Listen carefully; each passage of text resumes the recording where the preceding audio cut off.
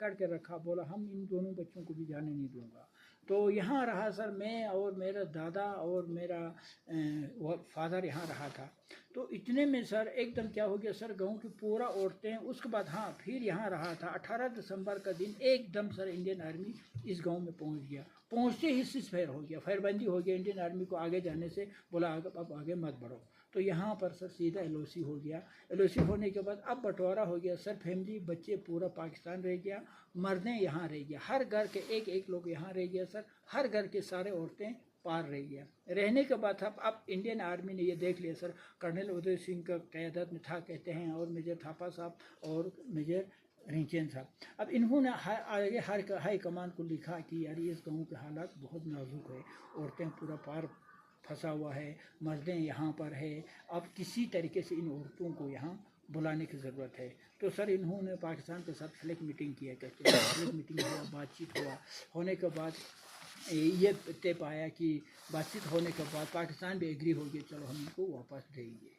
तो सर उसमें एग्रीमेंट का सर कॉपी लेकर कर्नल रिंचन साहब इस गांव में आया, कहते हैं भाई 2 आदमी जाओ यहाँ से पाकिस्तान की तरफ, ये चिट्ठी दे दो, वो सारे बिछड़े हुए सारे औरतों को बच्चों को वापस लाओ। तो यहाँ से सर अब मैं शॉर्ट कर रहा हूँ, तो यहाँ से मेरा फादर यहाँ बैठा हुआ, तो फादर को थोड़ा हिंदी आता था, तो मेरे फादर को कहा भाई आप जाओ ये चिट्ठी ले लो, 2-3 घंटे में इन सबको वापस लेके आओ। तो सर यहाँ से कर्नल रिंचन साहब ने मेरे पापा को पाकिस्तान भेजने का फैसला किया। तो मेरे दादा सर 80-90 साल की थे, वो खुद अपने आप संभाल नहीं सकता था। तो मेरे दादा ने काफ़ी मना किया, कहा कि ये मेरा बेटा जाएगा तो इनको 2 बच्चों को कौन देखेंगे, जो 2 साल की बच्चा है और 5 साल के बच्चों को कौन संभालेगा। तो इंडियन आर्मी और कर्नल रिंचन साहब ने कहा कोई बात नहीं, 2-3 घंटे के काम है, वो तो 2-3 घंटा तो हम खुद उठा के भेज सकते हैं, हम संभाल सकते हैं, आप जाओ इनको लेकर आओ। तो इतने में सर मेरे फादर को यहाँ से फ्लैग और चिट्ठी के साथ यहाँ से पाकिस्तान भेज दिया। कहते हैं कि इस ऐसे लकड़ी चीर कर इसका अंदर चिट्ठी डाल दिया और यहाँ फ्लैग दे दिया, बोला आप इस तरीके से जाओ, तो आप वहाँ जाके उनको लेके आओ। जब वहाँ पहुँचा तो पाकिस्तान ने पूछा इंडिया क्या था, कैसा था, तो उन्होंने जम के तारीफ़ किया जी इंडिया बहुत अच्छा था, ये किया वो किया, मतलब अच्छा में क्या है सर, प्यार दिया है, लोगों को तकलीफ़ होने नहीं दिया, लोगों को बोला आप डरने की ज़रूरत नहीं है। तो बस उतने में सर मेरे फादर को सीधा जेल में डाल दिया सर, आंखों में पट्टी बांध दिया, फादर को वापस नहीं भेजा। जब मेरे वालिद साहब को वापस नहीं भेजता है तो आप खुद सोचो सर उस 2 साल और 5 साल के बच्चे के ऊपर क्या बीता होगा। बच्चे तो खैर बच्चा है, लेकिन उस बूढ़े के ऊपर क्या बीता होगा सर, जो कि पहले अपने बेटी से बिछड़ गया, उसके बाद बेटा 1-2 महीने के लिए साथ था, अब बेटा भी उधर चला गया, तो उस बूढ़े के ऊपर क्या गुजरा होगा सर। लेकिन उस मुसीबत के ऊपर सर इंडियन आर्मी उस दिन से मेरा दादा के लिए बेटा बेटी बन के, और मैं और मेरे छोटा भाई के लिए मम्मी पापा बन के आया सर। फिर हमारा देखभाल, हमारा परवरिश, सब कुछ, ये कहानी सुनेगा तो आपको एक दिन रुकना पड़ेगा, मैंने ये कहा तो बहुत लंबा कहानी है सर। तो आज मैं कहता हूँ सर, अगर मेरे मम्मी होता, मेरे पापा होता, तो भी आज अभी आपने देखा है सर, गवर्नर साहब से लेकर उमर अब्दुल्ला से लेकर, मतलब जो भी बड़े हस्ती जो लद्दाख से नुब्रा आते हैं तो यहाँ आके ही चला जाते हैं, भाई गोवाली से मिलना है, गोवाली की वहाँ जाना है।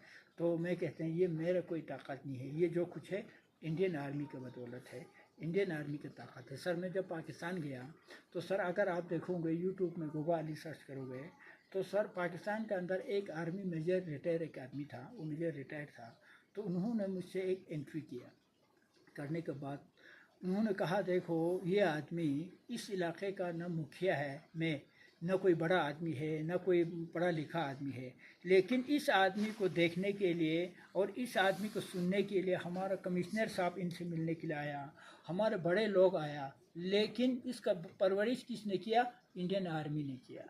तो आप बताओ कि इंडियन आर्मी इस आदमी को इतना बढ़िया मेहनती आदमी, इतना जानकारी आदमी बना सकता है, तो इसका मतलब इंडियन के बड़े लोग कितना अच्छे होंगे, इंडियन कितना सच्चा देश होंगे। सर उसको एक पाकिस्तानी अफसर ने कहा हुआ है सर, यूट्यूब में मैंने डाला हुआ है, तो मैं गर्व के साथ सर मैं फ़ख्र करता हूँ कि ये जो फ़ौज, ये इंडियन आर्मी सर, हमारा पता नहीं डॉक्टर अम्बेडकर और लोगों ने कैसे एक कानून बनाया है कि 125 करोड़ के लोग यानी सर एक देश की तरह रहते हैं।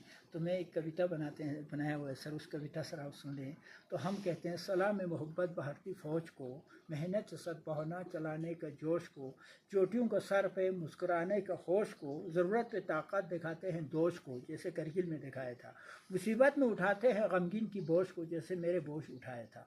मोहब्बत से तब्दीली कराते हैं सोच को, क्योंकि यहाँ के लोग पूरा मुसलमान था, लेकिन मोहब्बत से यहाँ का लोगों को सोच को इतना तब्दील किया कि यहाँ के लोग हर कोई इस देश के साथ प्यार करते हैं, हर कोई देश के साथ खुश है। तो मोहब्बत से तब्दीली कराते हैं सोच को। सीओ ब्रिगेड आते हैं हर महफिल में हौसला देने अपने दोस्त को, चमका कर रखिए खिलते हुए रोज़ को, मजबूत बना लो दोस्तों भारतीय फौज को, अली तुम हौसला देते रहो सेना के जोश को। सर ये मैंने एक कविता बनाया सर। दूसरा एक कविता ये भी बनाया सर, मैं आपको भी कहते हैं, आपको हर किसी को ये कहते हैं सर, क्योंकि मैं मुझ पर जो गुजरा है वो चीज़ें हम कहते हैं। हम अपना आप को अमन अमान रखते हैं, पहले खुद सही रहने की कोशिश करो, तब लोगों को समझाएंगे तो लोगों को समझ में आएगी, है ना सर। खुद गलत रहेंगे, लोगों को अच्छा काम करो कहेंगे, वो कोई नहीं समझ जाएंगे। इसलिए मैं कहते हैं अपना आप को हर वक्त समझाते हैं। हम अपना आप को अमन अमान रखते हैं, दिल व जिगर में हिंदुस्तान रखते हैं, पर्वतों पे रक्षा करते हैं, उन जवानों को हम सम्मान रखते हैं, जिन्होंने अपने लहू से सिंचा है इस गुलिस्तान को, उन शहीदों पर हम ईमान रखते हैं। तो सर ऐसे हम कुछ न कुछ कविता जो करते बनाते रहते हैं सर। तो ये है सर, इसलिए आज मैं जहाँ पर कई कोर कमांडर साहब भी पहुँचा, जनरल साहब आ जाते हैं सर, कई जनरल साहब आ जाते हैं, तो पीछे से सर एक सिपाही वर्दी में आते हैं। आपको पता है सर, जैसे अभी आप सिविल में आते हैं तो आपके साथ एक सिपाही वर्दी में आते हैं। तो मैं सीधा जाकर मैं कहते हैं कि उस वर्दी को हम नमस्ते जुले सलाम करता है, तो वो सिपाही बोलते हैं नहीं नहीं हमारा साहब। तो मैं कहते हैं पहले मेरे लिए ये वर्दी जिन्होंने मुझे यहाँ तक पहुँचाया है, उसके बाद फिर मैं साहब को नमस्ते बोलते हैं, तो फिर साहब बोलते हैं, खुश हो जाते हैं साहब, है ना सर। तो उसमें सर बहुत बड़ा एक ताकत है। जब मैं पाकिस्तान गया तो मेरा मम्मी जब 10-11 बजे कमरे में पहुंच जाता, मेरे कमरे में एक अजीब सा बातें पूछता था, सर आप बताओ 45 साल बाद अपने बेटे से मिलता है, जो 5 साल में बिछड़ने के बाद, तो उस बेटे से तो ज़रूर अजीब अजीब बातें पूछेगा।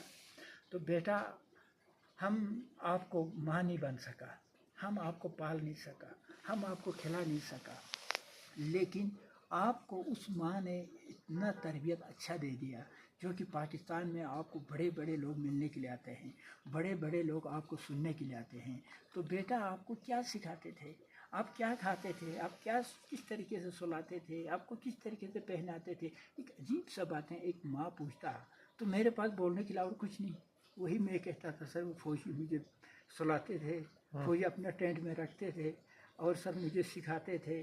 ऐसे ही बातें जब चलता था तो मेरा माँ में आंखों में आंसू आता और कहता बेटा हम आपका माँ नहीं बन सका, आप अपना जो असली माँ को जो आपको इस हद तक पहुँचाया है उस माँ को मेरे सलाम दे पहुँचना। हर वक्त मेरे माँ कहता था उस माँ को मेरे सलाम पहुँचना देना। तो आज मैं जो भी इस वर्दी में देखते हैं मैं कहते हैं जी मेरे माँ ने आपको सलाम भेजा है, क्योंकि आप ही हो मेरा माँ, क्योंकि ये देश। बाकी सर ये है सर जो मेरा हालत ज़िंदगी सर ऐसा ही हुआ है। आज मैं जो कुछ हूँ सर आपका ही बदौलत, इस देश का ही बदौलत सर ये हूँ सर। तो बस मुझे खुशी इस बात की है कि हमारा जो कोई भी सेना के लोग आते हैं तो मुझे खुशी होती है, मैंने शायद थोड़ा सा कर्जा मैंने मुझे चूक पाया, अगर कोई खिदमत कर पाया तो नहीं सर। ये है सर मेरे कहानी सर। बाकी आप जो पूछेंगे तो हम आपके लिए बता देंगे। मैंने